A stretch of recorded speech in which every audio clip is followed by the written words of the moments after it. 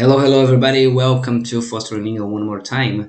Hoje a gente vai fazer um vídeo bem importante, especialmente contando sobre os erros que são comuns às pessoas que estão aprendendo língua. Eu quero que esse vídeo seja útil para vocês, especialmente no ponto que tente mudar a direção dos seus pensamentos nesses problemas que eu vou citar aqui. Então será um vídeo sobre 7 problemas. Muito das ideias eu tirei de um outro canal, de uma gringa poliglota, e eu adaptei para o modelo português também e coloquei algumas coisas a mais nesse vídeo. Então, vamos lá, bora pro vídeo. São os 7 erros mais comuns das pessoas que estão aprendendo línguas. E o primeiro erro é giving up soon, desistir rápido. Língua é uma coisa que ajuda, é uma coisa que eu poderia dizer, uma das melhores coisas, as coisas mais recompensantes que você pode fazer. Porém, é um trabalho árduo, é um trabalho muito difícil. É muito comum que as pessoas olhem para a língua, vejam a complexidade dela, e ao invés de tentar fazer passo a passo, querem aprender tudo de uma vez, quer fazer tudo de uma vez, vê o quão complexo é e desiste. É ruim, é horrível fazer isso. Sendo professor, isso é uma das piores coisas que eu ouço quando a pessoa quer desistir, fala que o inglês não é para mim, ou outra língua não é para mim. O mais importante dentro de uma língua é o aprendizado em sequência, não é o aprendizado total. Especialmente porque quando a gente fala de fluência, as coisas são muito diferentes entre as pessoas. Existem diferentes necessidades e essas necessidades são alcançadas em diferentes tempos. Eu até vou colocar aqui um videozinho aqui em cima sobre cada um dos níveis, A1 até C2, explicando quais seriam as estratégias dentro daqueles níveis. Mas é isso. Giving up too soon, achar que em 3 meses eu deveria aprender, se eu não aprendi em 3 meses eu devo parar, é uma das piores decisões que você pode fazer. Now, o segundo problema muito comum é analysis paralysis. Isso acontece com quem está começando e também com quem já está fazendo a aula. O fato de querer falar 100% certo, explicar todas as palavras, escrever toda a gramática certa, desemboca em quê? Na pessoa não querer falar. Ela tem dificuldade de falar, ela não quer falar porque ela não sabe totalmente as palavras. Uma pessoa que vai ter fluência, uma pessoa que vai alcançar um novo patamar dentro da sua língua é aquela que vai falar, vai saber que vai errar, mas vai falar. Então, analysis paralysis dentro do próprio conteúdo de fala é o fato de você não falar, e aí você fica muito preocupado em acertar tudo. Não faça isso, fale e depois se corrija ou seja corrigido. É assim que tem que ser. E o segundo é em relação ao material. Como na internet a gente tem 1 milhão de material, muitas pessoas querem aprender, né, querem baixar 2, 3 GB de material, ao invés de pegar um dos materiais e fazê-lo, corrigi-lo, terminá-lo. Então, pegue os materiais, dê uma olhada neles, vê o que mais te apetece, o mais que você gostou bastante, mas faça aquele material. Não tente baixar um novo e baixar um outro e baixar um outro, porque isso vai levar somente a analysis paralysis. Você vai ficar só baixando coisas. Bom, terceiro problema muito comum de quem aprende língua é o medo do erro. Tem um pouco a ver com a analysis paralysis, mas o medo de errar as coisas, que é falar totalmente certo, mas também a insegurança de falar. Em qualquer língua, e todos nós que aprendemos língua, passamos pelo mesmo local. Erramos, passamos vergonha, falamos do jeito errado, mas isso é para ser o caminho. O caminho de aprender língua é esse. Então não tenha medo de cometer os erros. E aliás, quanto mais erros você cometer, mais rápido você vai chegar no seu ponto final, que é o de não cometer quase nenhum erro, né? Então, aliás, ao invés de ter medo de cometer erro, cometa o máximo de erro possível, fale em cima da pessoa, enche o saco de alguém até você sendo corrigido em todos aqueles erros. Quarto dos problemas mais comuns é esse, de ficar parado em um só método. Existem mais de um método de aprendizagem. Aprendizagem de imersão, aprendizagem de ver inglês com séries, ver o próprio livro, ficar de uma forma mais específica, ficar ali sentado, conversação direta, sem nada. Você não tem que ficar preso só em um método. Você tem que fazer o método que mais te agrada, porque aprendizagem de língua, não pode ser só obrigação. Também tem que ter um pouco de engajamento, senão você não vai aprender com vontade. Então, na minha opinião, faça um método, depois faça outro, depois muda, faça coisa extra. Eu gosto de ver vídeo, veja YouTube, veja série na outra língua. Mas também quero ler um livro, leia o livro, escreva um negócio, fale no YouTube, converse com alguém, tenta falar com alguém na frente, coloque no Google Tradutor, não tem problema. Não faça só um método, que você vai ficar muito entediado só naquele método. Vai lá, expande o seu vocabulário.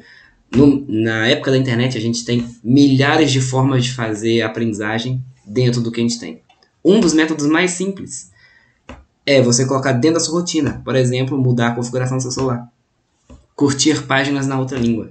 Ah, sim, eu gosto de aprender inglês, então curta lá a CNN, New York Times, The Guardian. Vai curtindo as páginas no Facebook, no Instagram, em outras línguas. Simples. Você fez um método de imersão que não vai te custar nada e vai acontecer no meio da sua rotina, certo?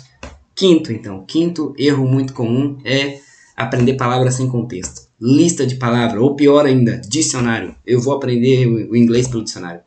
Isso é um erro muito comum, porque aprender palavras sem contexto, você só aprende a palavra com uma definição. Dicionário do português para o inglês, então pior ainda. Aprender uma palavra com uma tradução vai te levar só até um nível básico. Porque você vai ver que as palavras não têm tradução de verdade. Elas têm uma ideia de uma imagem, de um contexto daquela língua e pode ser usada de forma diferente. E isso é um grande empecilho para quem fica aprendendo palavras sem contexto. Uma coisa muito simples que você quer fazer para você aprender a palavra com contexto, grátis, é o seguinte. Aprender uma palavra no inglês. Vamos imaginar eu aprendi a palavra fiddle. Fiddle é violino. Violin. É um tipo diferente de violino. Eu pego a palavra fiddle, coloco no Google Tradutor e tento escrever várias palavras com fiddle. Tipo, eu gosto de violino. Eu toco violino. Minha irmã quer tocar violino. E vai colocando várias palavras. O violino é um instrumento muito importante. E aí você vai fazer a palavra fiddle em vários contextos diferentes.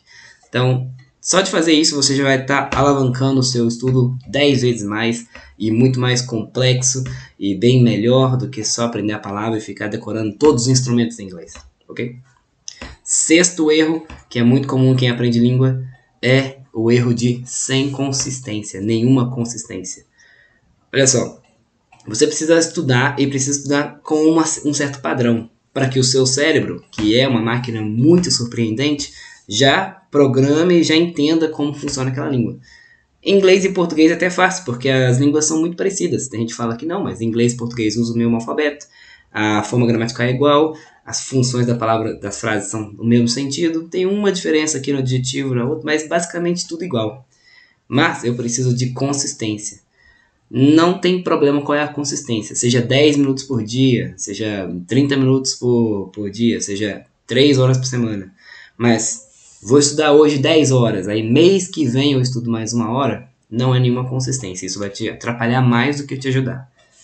Tente colocar no meio do seu dia a dia. Eu vou até colocar um vídeo aqui explicando como é que você coloca o inglês no meio do seu dia a dia. E aí você vai usar isso como consistência. Não seja punitivo. Se um dos dias você não conseguir fazer, relaxa. Faça no próximo. Entendeu? Mas tenha consistência. E o último dos erros. Na verdade é um erro já um pouco mais avançado. Eu vou colocar mais um vídeo aqui sobre as ideias que eu tenho para você melhorar quando você está no B1, que é um nível catastrófico. Qual é o nível B1? Eu vou colocar no vídeo aqui as ideias.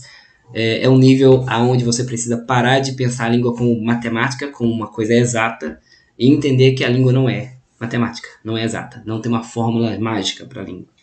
Para sair do B1 para o B2, que no Brasil normalmente é considerado muito bom, o B2 assim, resolve quase tudo, você precisa mudar o seu pensamento sobre a língua.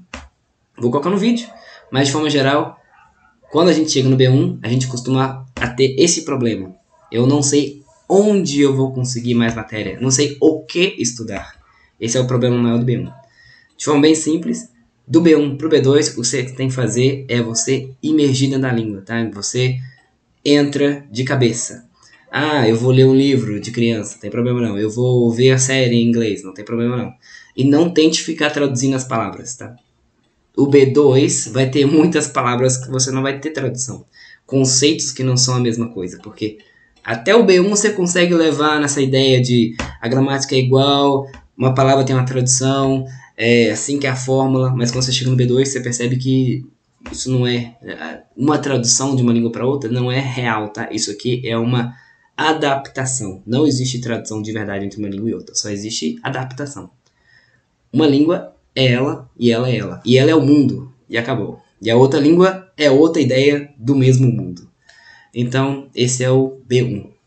Bom, espero que tenha sido de uma boa serventia para vocês, as minhas ideias do quais são os principais problemas e também como você pode dar uma arrumada nesses problemas. Muito obrigado. Se você quiser fazer aula comigo, meus contatos estão aqui, meu Instagram está aqui também, minhas aulas são ao vivo, não são curso comprado. E thank you guys. Vejo vocês da próxima. Goodbye.